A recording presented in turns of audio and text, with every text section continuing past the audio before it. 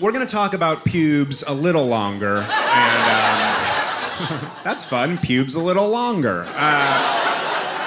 Now we're gonna talk about them a little longer because it was huge for me when they came in. It was very important for me when they came in, which is a little ironic because I have none now. You know,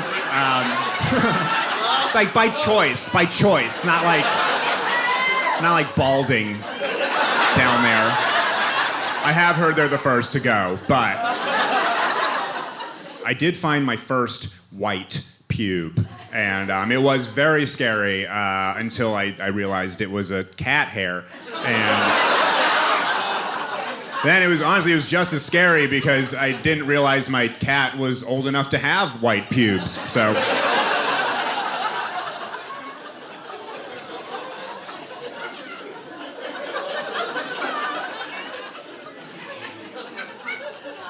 It was huge for me when they came in because I was about normal age. I was in 7th grade, and it was so important because the girls in 7th grade were all into the 8th grade guys because they were a year older and so much more mature, right? So when mine came in, I was like, all right, like once the girls get a load of this and see how mature I am, they're gonna be super into me. But even in 7th grade, like I knew you couldn't show them to people. I knew like you couldn't just go to school and be like, look what's here, like.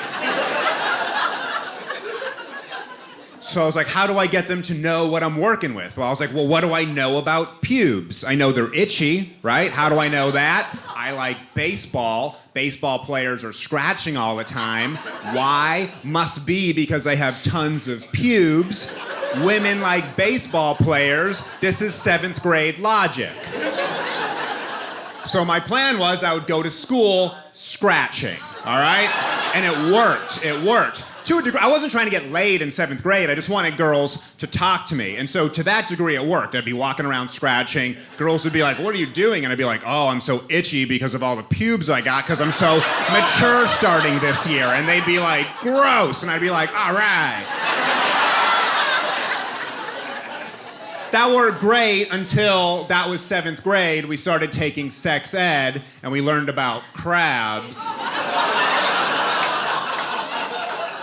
And so I had to stop scratching, and I had to quit baseball. It was a very traumatic year.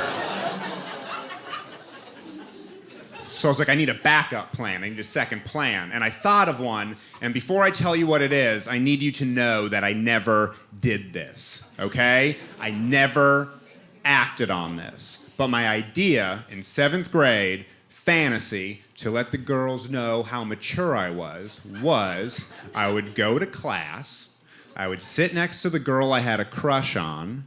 When she wasn't looking, I would pluck one out.